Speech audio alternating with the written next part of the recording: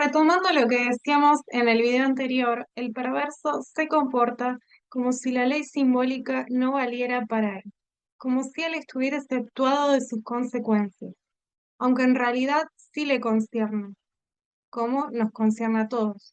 Porque cuando el perverso realiza sus actos perversos, no lo hace públicamente, sino de manera velada, es decir, oculta, discreta, en secreto, camuflada, sin que se note que él los causa a estos actos. Bueno, podemos decir que Eliseo públicamente monta un semblante imaginario de buena gente, como alguien que está al servicio de los demás.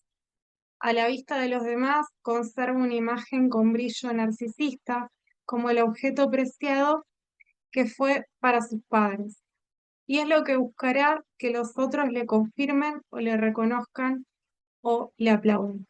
Hablamos entonces en la perversión de una dificultad para renunciar al narcisismo primario. Porque una persona común y corriente, ¿qué le importa que lo puedan descubrir o que lo puedan ver haciendo algo?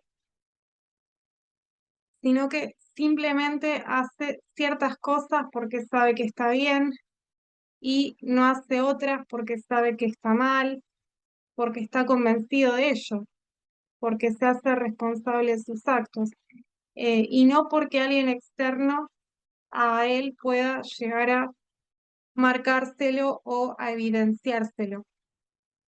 La ley simbólica es la introducción de una terceridad que limita al goce narcisista, que regula el deseo, por eso está vinculada a la transmisión de reglas, a la demarcación de límites entre el cuerpo propio y el de los otros, y contribuye al establecimiento de un orden que se va transmitiendo desde la infancia en la medida en que se le indica al niño que no puede hacer en todo momento lo que él quiere o de la manera que él quiere.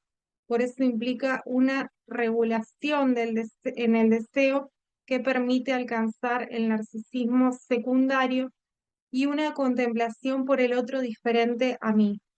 Por supuesto, esta ley también tiene que funcionar para los padres, ya que les demarca a ellos que tampoco pueden hacer lo que quieren con el chico, como si el chico fuera un objeto de su propiedad, al modo de un estrago. Pero en relación al chico, gracias al ejercicio de esta ley, los padres lo ponen en conocimiento de que él no es el objeto especial de papá y mamá y que no va a ser querido porque sí, solo porque sea su hijo, porque se trata de él, no va a tener un lugar en el mundo bajo cualquier condición, sino que como todos los mortales es uno más, entre otros, y por eso tendrá que arreglárselas para encontrar su lugar en el mundo y hacerse querer respetando a los demás. En retrospectiva, podemos inferir que el sujeto en posición perversa, su narcisismo primario, la primera imagen de su yo, que es su yo ideal, no fue suficientemente cuestionada durante su crianza y pudo haber sido demasiado consentido en sus caprichos, demasiado apañado. Pero también puede suceder que cuando un niño es pequeño y nace un hermanito, se aferra a esta posición del narcisismo primario y persiste en ella, con los caprichos que conlleva, porque cuando el centro pasa a ser otro bebé, puede llegar a sentirse como demasiado dolorosa la pérdida de atención de parte de sus padres. Por eso suele ser recomendable consultar la infancia cuando ocurren estas situaciones sintomáticas. Entonces, a nivel inconsciente, el perverso sigue creyendo que ocupa esta posición preferencial que Freud llamó summa gestat el bebé. A esto lo vemos de manera destacada en el montaje de generosidad que realiza el personaje de Eliseo con el personaje de Beba, porque él queda en un lugar de reconocimiento allí, de gratificación, de completud imaginaria con respecto a ella, como si él la colmara o la completase a Beba. Pero, como decíamos, esta completud imaginaria tiene que perderse, porque en un principio fue necesaria, es necesario psíquicamente y adecuado para el niño sentir que él ocupa un lugar esencial en la falta de sus padres. Eh, o sea, sentir que les hace falta a ellos. Y bueno, también es necesario para los padres poder ubicar a ese niño allí, en el lugar de alguien que les hace falta, porque no siempre sucede de esa forma, no siempre se dan esas condiciones. O sea, quizás pueden darle lugar en la realidad material, pero bueno, también hay que darle un lugar psíquico en, en los padres, en la subjetividad de los padres, hacerles sentir que es un objeto valioso. Pero bueno, de a poco, como decíamos, el niño tiene que ir enterándose de que no es el centro de sus vidas. Esto puede ocurrir, bueno, cuando, como decíamos, cuando el niño hace cosas que a sus padres les disgustan, porque están fuera de lugar, porque son desubicadas, irrespetuosas, cuando no es aplaudido o consentido por todo lo que hace, em, porque, bueno, sus comportamientos tienen consecuencias. Y además también el niño pierde el centro de la vida de los padres cuando los padres eh, van recuperando otros intereses, que en general suelen resignarse un poco, eh, en algunos más, en otros menos, porque bueno, en los primeros años de vida sabemos que eh, es muy demandante cumplir con los cuidados, con la atención que un niño necesita, y bueno, en tareas como limpiarle la cola, bueno, es necesario ponerlo al niño en una posición de interés preferencial, no como para eh, también soportar no dormir o estar pendiente de que salga la leche de la teta, bueno, la alimentación, eh, también, bueno, si van a algún lugar, asegurarse de que puedan llevar el cochecito, eh, o pueda haber un lugar para que ellos puedan estar atendiéndolo, o si es necesario llevar mamadera, juguetes, etcétera. Eh, pero bueno, después eh, van delegando estas cuestiones. No, bueno, también todo lo que implica eh, como adaptarse o adecuarse. No es necesario poner en el centro a este niño para adaptarse o adecuarse a sus ritmos, ni hablar de acoplarse a los ritmos de sueño, la alimentación, que bueno, no todos, no todas las mamás pueden lograrlo. Esto que decíamos eh, muchas veces se dan situaciones de tensión en la alimentación y bueno, el niño percibe todo esto que no se le puede dar la teta. Entonces, bueno, se van delegando estas cuestiones, el niño empieza a sentirse en falta en relación a sus padres, eh, se ponen límites entre el cuerpo de uno y el de los adultos, porque le preparan espacio para que duerma él solo, lo dejan a cargo de otro adulto cuando trabajan, o lo llevan a la escuela, y así cuentan con tiempo propio. Entonces, eh, lo van dejando en falta al niño. Bueno, también hay cuestiones que cuando los niños empiezan a preguntar, eh, los niños tienen la imagen de sus padres como omnipotentes, ¿no? Se ven grandes, se ven que pueden hacer muchas cosas que el niño por ahí no puede. eh, y bueno, se los ve como sabios, como idealizados. Entonces, muchas veces, bueno, cuando no tienen respuestas a las preguntas que hacen, sobre todo a los 3 años, que es la edad en que hacen muchas preguntas, también es una forma de poner en falta al niño. Entonces, con esta falta se va cuestionando la creencia de la completud. de que el niño es todo para sus padres, que los padres son todo para el niño, de que el niño puede ser un objeto acoplado a los otros. Entonces van empezando a dejar que eh, la falta se ponga nuevamente en juego eh, para que el niño se pueda vincular con otros, para que pueda empezar a ser un sujeto, no tanto un objeto de sus padres. Entonces por eso es necesario ponerlo en falta para que el niño se sienta en falta, entonces vaya a buscar eh, algo que sienta que lo complete para después sentirse nuevamente en falta en relación con los demás. Bueno, pero el perverso, ante la constatación de que él no es el objeto que completa a sus padres, es decir, ante la constatación de la falta de sus padres, reniega de esta situación y se mantiene en posición de ser el objeto que los completa. Pero bueno, como decíamos, es un como si. Se percibe la falta, pero se desmiente la falta. Entonces la inscripción de de la función de la falta se ve complicada en su psiquismo. Para su psiquismo, el que queda en falta es el otro, no el mismo. Por eso admite y desconoce la falta al mismo tiempo, cuando en realidad todos estamos en falta porque no hay objetos. No hay padres ni madres, no hay personas ni relaciones, eh, trabajos, bueno, cosas que nos correspondan como anillo al dedo.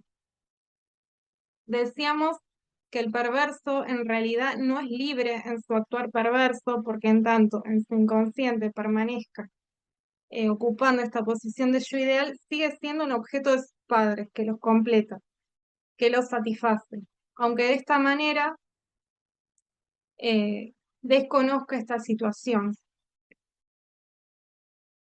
Eh, o sea, él no conoce esta situación de manera consciente, eh, que que él actúa así eh, por eso, porque está todavía en la posición del narcisismo primario. Y bueno, veamos las consecuencias de esto, porque según él, al estar en esta posición de yo ideal, imagina que es perfecto, que colma, que completa a los demás. Repite así su posición con sus otros primordiales, porque en su inconsciente esto ha quedado inscrito así, como una completud imaginaria con los otros eh, que ocuparon ese lugar, ¿no? De, de poner en juego la completud de su falta con él, de sentir que él les hacía falta, ¿no? Como fueron sus padres. Al final del video anterior decíamos que la perversión, el mecanismo Princeps en funcionamiento es la desmentida, como reconoció Freud. Esto lo admite el mismo Eliseo cuando dice, la primera regla es vos nega todo, aun cuando te hayan agarrado infraganti. Es decir, que él reniega de la realidad compartida por todos, por eso no quiere admitir sus actos perversos, los oculta o da vuelta a las cosas, y entonces la culpa pasa a ser nuestra. Su posición es que él sabe sobre el goce, por eso siempre tiene la razón, y por eso a no ser que los estemos interrogando para juzgarlos y condenarlos por algún crimen, no vale la pena ponerse a discutir sobre sus actos perversos, a dar explicaciones sobre cómo actuamos nosotros en función de eso, cómo nos sentimos eh, por sus actos, porque no obtendremos una disculpa o un intento de reflexión sobre lo acontecido, y si lo hace será impostado. Y lo que resultará para nosotros será una pérdida de tiempo, con desgaste de energía, eh, con la, eh, con la probabilidad de exponernos a recibir más daño, mientras que él está bien, sigue como un objeto con brillo narcisista, porque la falta siempre quedará de nuestro lado, como decíamos antes. Por eso, fíjense que se refuerza lo que decíamos antes de que él impone sus propias reglas. Para él no vale la ley compartida por todos. Se rehúsa a regirse por ella. La castración, que también es como se le puede llamar a la pérdida del narcisismo primario, es de lo que él reniega, es la que otorga acceso a un goce posible, que no es un goce todo, sino parcial, porque bueno, como decíamos, él se está ubicado como el objeto total eh, para sus otros primordiales. Entonces después repite esto, eh, este intento de eh, restituir, ¿no? la completud imaginaria, pero eh, al no pasar por la castración, por eso hablamos de un goce todo, como que sostiene la completud. Pero bueno, la castración otorga acceso a un goce parcial, donde se gana y también se pierde. Entonces, si hemos pasado por la castración, vamos a poder situar que en todo lo que hagamos va a haber alguna pérdida y alguna ganancia, es decir, algún costo, algo que debamos resignar o ceder, eh, y algún beneficio o ventaja o retribución eh, o recompensa que podamos obtener. En cambio, el sujeto en posición perversa no puede perder. Y bueno, esta es mi interpretación de lo que él hace, lo que Eliseo hace, cuando cuenta la historia de Clarita, su ex mujer, a sus vecinos. Eliseo no quiere ni admite la pérdida. Esto sucede porque la función de la falta está inscripta de forma precaria. Eh, la castración se ha realizado de forma deficitaria, como un sí y un no a la vez. Por eso es difícil que él pueda elaborar las pérdidas, y a esto lo vemos en Eliseo, que no puede elaborar la ruptura de pareja que surgió por iniciativa de Clarita, su exmujer. Al quedar detenida en el narcisismo primario, no puede perder para pasar al narcisismo secundario y tener relaciones donde circule el afecto. Y efectivamente vemos que Eliseo está muy solo, está aislado afectivamente. Entonces, en su discurso, en los innumerables relatos que realiza a sus vecinos, la que pierde es Clarita, su ex mujer. Él dice que ella se murió. Y mediante esto, bueno, también puede ser que realice una manipulación intentando ganarse la compasión de los vecinos para favorecer esta imagen, o sea, reforzar la imagen que él quiere mostrar de un objeto ideal ante la mirada de los demás. Entonces no habría que tenerle confianza por ser un inescrupuloso, sino lástima, porque es alguien que sufre por haber quedado solo. Es decir, él no es un HDP, sino un pobre hombre. Entonces, Eliseo dice que Clarita se murió, pero no solo eso, porque dice que Clarita se murió de distintas formas súper trágicas, de los modos más catastróficos, que no ocurrieron de verdad, sino que él imagina. Entonces va cambiando los relatos acerca de eh, los modos de morir de Clarita. Es como si él dijera, en referencia a Clarita, en mi fantasía yo te mato.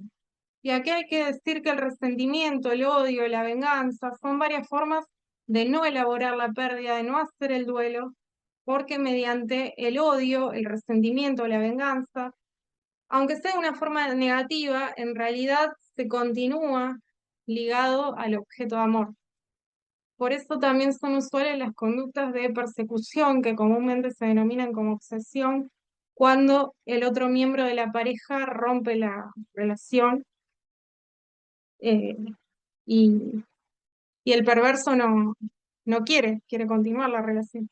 Algunas veces los perversos pueden llegar a desvivir a otros, al otro miembro de la pareja en la realidad, porque no pueden admitir perder, como el caso Nair Galarza, eh, que desvivió a su novio cuando ambos eran adolescentes, después de que él decidió terminar la relación de pareja que mantenía con ella.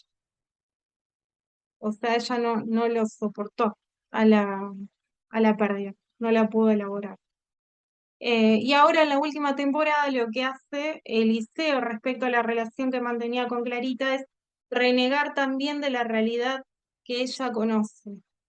Es como si le dijera, no, yo no soy este flojito sexual que vos decías que conociste. Y cuando se reencuentra con Clarita, intenta reivindicarse y decirle de alguna manera, yo sé cómo hacerte gozar. Esa es la posición del perverso, yo sé del goce. Y hace una escena que es en todo un montaje, porque nada de eso es real, en realidad él no quiere estar con ella porque no la ama y no la desea. Y además, ninguna de las prácticas del Tantra que él lleva a cabo lo representan o, eh, o, o es de verdad lo que él hace con eso, porque no le interesa tampoco el Tantra, sino que solo lo usa, utiliza toda esa escena para reivindicarse, porque le sirve para dejarlo bien parado a él, para mostrarle a ella lo que se pierde, eh, o sea, por no estar con él, por haberlo dejado. En definitiva, le resultan funcionales a Eliseo para dejarle en falta a ella. Decíamos que el goce del perverso no está afectado por la castración, entonces carece de medida y de contemplaciones a otras personas por este motivo, por eso también trastoca, manipula o distorsiona la realidad, no de una forma delirante, sino en otro sentido que es el de la desmentida. Por ejemplo, cuando con Miguel reúne ropa para donar, en esa campaña de solidaridad, Miguel, el auxiliar de encargado, le dice, eran 3 bolsas. O sea, el auxiliar de encargado ve que hay 2 bolsas. Entonces le dice, eran 3 bolsas. Eliseo admite que sí, que eran 3 bolsas y ahora hay 2, pero luego niega eso, porque le termina diciendo eh, a Miguel, bueno, en presencia de otra vecina, que, que va a recibir la ropa para solidaridad, eh, que, que sí, que son 3 bolsas, que eran 3 bolsas, pero que bueno, ahora metió toda la ropa en 2 bolsas. Pero bueno, en realidad es una desmentida y bueno, es una posición que le sirve para armar un montaje porque esas eh, 3 bolsas que eran, quedaron 2 porque una de las bolsas de ropa la vendió, digamos, y él está también haciendo un montaje de toda esta campaña de solidaridad. En realidad le hace solidaridad para quedar bien ante la vecina, que sí se dedica a hacer campañas de solidaridad y ganarse su voto para poder seguir en el edificio, cuando lo querían echar en esta asamblea de las reuniones de consorcio. O sea, él hace eso por propio interés, no por solidaridad. Y acá queda evidenciado eso, que él lo hace para seguir siendo ese objeto con brillo narcisista que decíamos antes. No lo hace por los demás, a, a esta campaña de solidaridad. Entonces, bueno, fundamentalmente su posición es enunciada por él mismo. Yo siempre tengo razón, dice Eliseo. Es una posición que sostiene su saber, un saber en torno a su goce, que remedia su falta. eh, o sea, es esto que decíamos antes, que él quiere sentirse en esta completud imaginaria de manera inconsciente. Él ante la falta del otro la desmiente, eh, y la falta queda del lado de los demás. Eh, por ejemplo, él dice, ustedes lloran, se quejan, el problema son ustedes. Yo busco soluciones. Pero bueno, en realidad vemos que se trata de soluciones en beneficio suyo. Cuando se trata de colegas eh, o de la ropa para, o sea, cuando se trata del trato a los colegas, eh, las soluciones que él busca eh, ante el, el peligro, ¿no? de la, de la extinción del trabajo de encargados. O sea, él va a buscar soluciones que lo beneficien a él, o sea, armar tipo eh, una empresa que en realidad eh, eh, la arma en un montaje como si fuera que hacen un emprendimiento eh, o una especie de cooperativa, o sea, en realidad está haciendo un montaje eh, de la realidad compartida eh, por los demás. Se trata de que él sigue, que él es un empleador y les recorta todos los beneficios sociales eh, a los trabajadores. Pero bueno, decíamos eh, que también con la ropa la revende para quedarse con la plata de él. O sea que no es real la campaña de solidaridad tampoco, en ese sentido que hace. Entonces la perversión desafía la ley simbólica que regula el deseo y el goce, desconoce los límites, la mesura, la contemplación, el otro, todo es posible para él. Es un goce total, como decíamos antes, sin importar las consecuencias. Esto lo podemos ver en el sabotaje que Eliseo realiza en el edificio. Acá directamente pone en riesgo la vida de los demás, en este caso de los habitantes del edificio, eh, y no le importa, sino que lo hace para conservar su puesto y echarle la culpa eh, al otro claramente. Eh, a- Era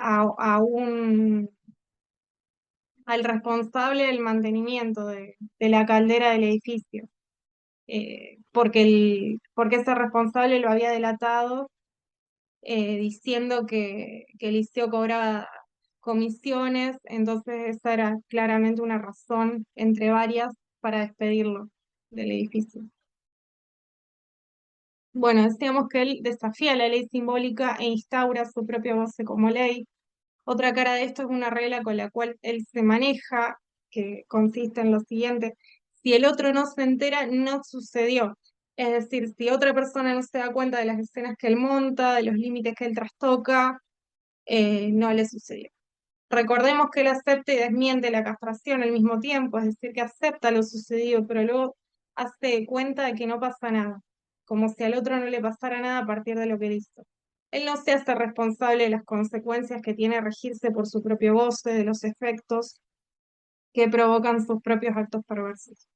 Él no siente ningún arrepentimiento porque la falta está en el otro. Como decíamos, él es siempre el objeto preciado, impoluto, al cual la falta no puede tocar, no, no quiere que la falta lo afecte. El otro tiene que ser lo suficientemente astuto para darse cuenta de que él le hizo algo malo, perjudicial. Si no pasa a ser culpa suya, que se joda por boludo. El perverso no tiene miramiento por los otros, porque esto se logra pasando por el narcisismo secundario, que sí tiene en cuenta a los demás, mientras que él se mantiene fijado en el narcisismo primario, que solo tiene consideración por el propio yo. El perverso goza poniendo en falta al otro, hace sentir en falta al otro, es decir, angustiado, avergonzado, asustado, en deuda, humillada, su dignidad. Por ejemplo, Eliseo asusta a los peatones que transitan por la calle, lo despide a su ayudante Miguel por hacer los mismos actos corruptos que él le enseñó. Eh, y bueno, acá vemos esto de que el único exceptuado de la ley tiene que ser él.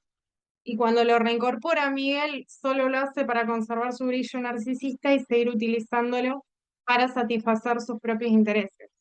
O sea, él queda como bueno, como que, bueno, a pesar de todo lo que hizo Miguel, le voy a dar otra oportunidad, porque soy bueno. Bueno, también lo vemos cuando le hace preparar un trago súper explosivo al novio de la hija del sindicalista, para ponerla en situación de poder chantajearlo. Incluso cuando la otra persona está en lo correcto, termina dudando de su criterio, desconfiando de su propia percepción, pidiéndole disculpas a él, incluso cuando lo ha descubierto a él haciendo fechorías.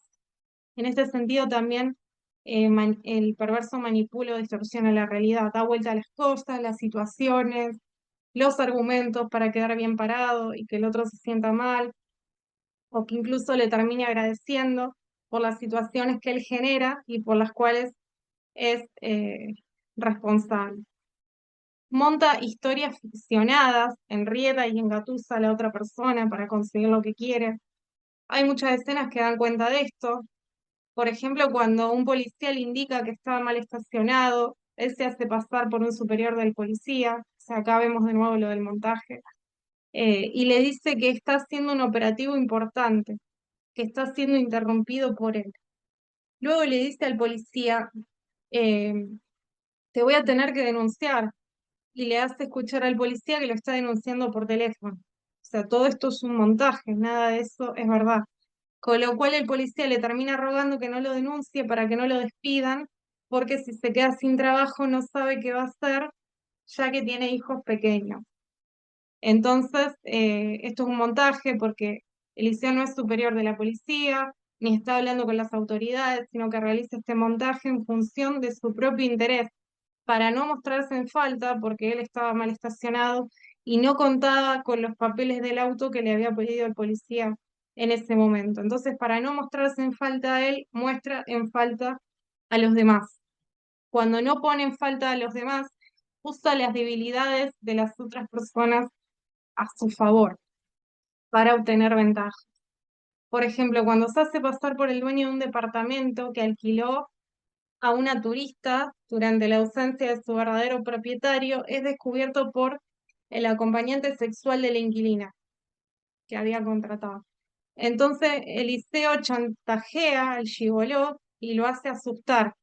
Entonces, acá intenta provocarle angustia, diciéndole que si les cae la policía, la escena es muy complicada, ya que él está ejerciendo una actividad ilícita, ella está inconsciente, y después Eliseo lo termina coaccionando para que el gigoló lo ayude a trasladar a la inquilina a otro departamento. O sea, de nuevo, para no mostrarse en falta a él, porque él está haciendo una actividad ilícita a espaldas de los verdaderos propietarios de los departamentos, metiéndose en sus propiedades cuando no están, incluso, bueno, alquilándolas sin su consentimiento y obviamente recibiendo el dinero de contraparte él, le muestra la falda al gigoló, diciéndole que el turbio en esa situación es él. Pero no es que el sujeto con estructura perversa no pueda angustiarse, sino que puede angustiarse, pero no a consecuencia de sus actos perversos.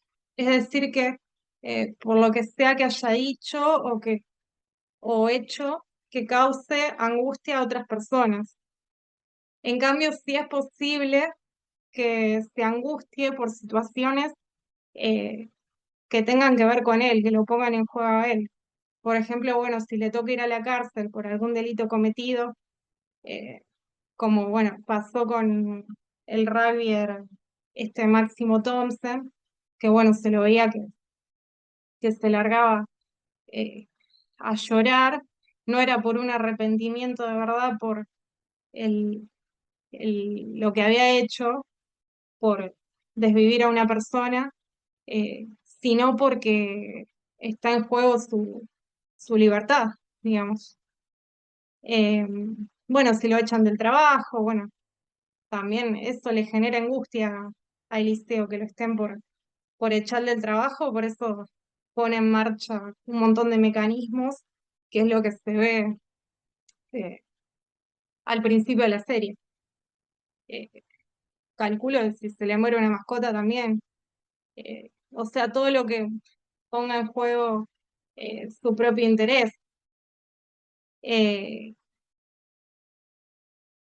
Así que debido a esta carencia de contemplación por el otro, no vale la pena ponerse a discutir con él porque se trata de otra mentalidad, de una mentalidad que quedó detenida en el narcisismo primario y que no es capaz de atender a las razones, sentimientos y pensamientos del otro. Solo lleva al desgaste psíquico, eh, porque lo que le digamos o tratemos de explicarle lo puede usar para generarnos angustia, vergüenza, humillación, culpa, confusión, incertidumbre, inseguridad, lo cual termina impactando de manera súper negativa en nuestra autoestima. Por eso lo que pienso es que cada persona tiene que poner especial cuidado en conservar su dignidad subjetiva y comportarse de manera ética. Es decir, que tiene que poner especial cuidado en evitar degradarse a ser un objeto del otro, para preservarse de los perversos, que eh, no ponen cuidado en no degradar a los demás a ser objetos, hacen todo lo contrario. Bueno, por otro lado, antes de terminar, he visto que algunas personas valoran su ideología, por ejemplo, por valorar la libertad de empresa, o, o como decíamos en el primer video, por ser críticos de fundaciones o sindicatos, es decir, desconfiados de los que trabajan de buenos, pero además del contenido de sus discursos, tenemos en cuenta cómo lo que él dice y sus comportamientos en realidad nos hablan de una posición subjetiva en la cual él se mantiene y de algunos de los elementos de la estructura perversa. Porque bueno, ahora me acordaba esto de la libertad de empresa, eh, esto que él quiere conformar como una empresa de encargados, pero ahí él hace un montaje, porque él lo vende como, bueno, lo ofrece como, bueno, vos vas a ser tu propio jefe. Eh, es interesante el discurso que utiliza, pero en realidad eh, es todo para ganar guita a él, digamos, hace un recorte de los beneficios eh, laborales, de los derechos sociales de los trabajadores, digamos.